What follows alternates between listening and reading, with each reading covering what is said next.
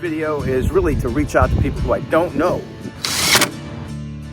in the state of Florida, because I don't really know anybody in Florida in the trades. This past summer, I had in mind something that I wanted to do. Two things, actually. Two things. One, I wanted to get out of Ohio for the winter time for longer than I usually do. The second idea was to better organize and deploy my tool setup. As winter was approaching, I scheduled work for the spring so that I could get out for the winter and not be encumbered by commitments I made through the winter time.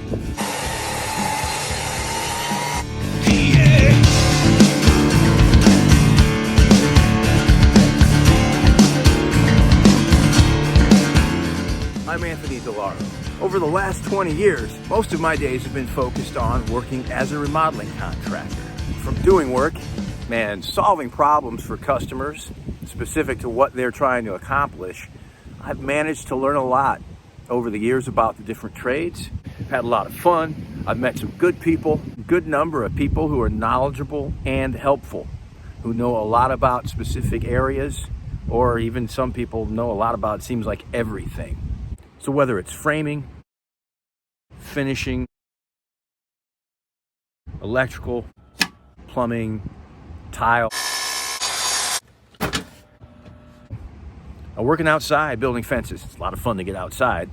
I try to learn from guys that do that specific thing all the time. With remodeling, you have to be able to be pretty flexible to meet your customers' needs. You've got to know when to call in people who know more than you. And you're stupid if you don't. Of course, you want to learn more. I like to have fun with whatever I do, and I like to do a really good job. I like to make sure that I'm providing the best quality work, because that's really a reflection of who you are. It's part of what makes it enjoyable. I found that one of the best ways to keep people happy to help you is to be helpful to them, to come through for them, to do a good job when you do some work for someone that they refer. So I do like to keep good rapport with people who are knowledgeable and helpful, people I can learn from. I'd rather be small fish in the big pond than big fish in the little pond. But I want to show you the trailer build out, give you an idea of how I work, how I've set things up for work. So I built out the trailer to be a mobile workshop with power connections. So you can plug in actually two 20 amp power connections if you've got extension cords and you're working where you have those available, or just use one of them. On this side, I have the conduit vent to enable hauling sheet goods behind the framing and behind the miter saw tables. The table saw can roll down the ramp to get put to use. Anything can get set up behind the trailer and put to use and plugged into the GFCI, or the table saw can plug right there into one of these two outlets and used inside the mobile workshop. The miter saws work as materials catches for it, so you can slide your cut all the way into the trailer up to 10 feet if you have to. Here I've got the 12-inch sliding AC powered miter saw on a table above the shop vac, and next to it is a cyclone dust collection system, and it's under the table for the 7 1/4 inch lightweight battery operated miter saw. This saw is really good for cutting lighter stock, picking up and carting outside the trailer if you like,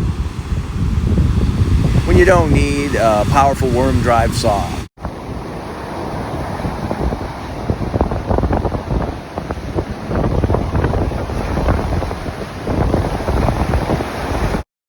And in this corner of the mobile workshop, weighing in at 20 amps of capacity and 12 gauges of wire, two conduit runs, one GFCI. We can work out the back. You also got this outlet above for the LED light, or the shop vac below if you don't want the shop vac to run on the same circuit as the saws. Secured with a 2x4 that's routed out and connected to the metal framing of the trailer. This battery bank comes off the wall. It's got the French cleat system there, just a little 45 cut, and a 45 cut piece of 1x cedar on the wall as well. Lots of cedar in here. I got some great deals on cedar, and the framing and a lot of this 1x is cedar. Lightweight, so it's good for keeping the weight of the trailer down as you haul around all these toys. I'm using batteries for drills and a multi-tool for the most part. That's it for me. I use the lower voltage drills for applications like hanging cabinet doors, and the slightly heavier drills for fastening construction screws, and the 18-volt Milwaukee for putting an auger bit through some lumber. This build-out approach has really been really helpful. A way to keep lots of tools handy, at the ready, organized, and you use less time fumbling around looking for things, whether it's a tile saw, nailers, routers, sanders, speed squares, clamps. The things I use the most are at the ready. So if you believe you could use the help of a skilled, clean living, hard-working craftsman, and you are a skilled, clean living, hard-working craftsman, please be in touch. I'd love to meet you. Contact me at 330-962-8969, Anthony Michael Delaro at gmail.com, and take a look at delaroservicecompany.com. Thank you.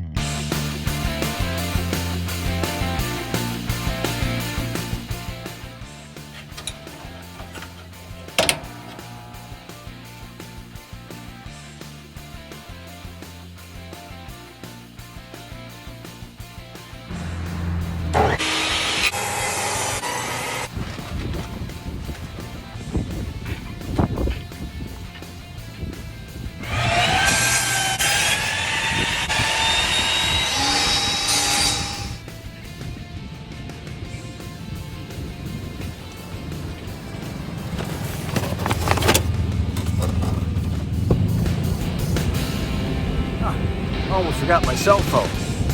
It's better to have it and not need it than need it and not have it.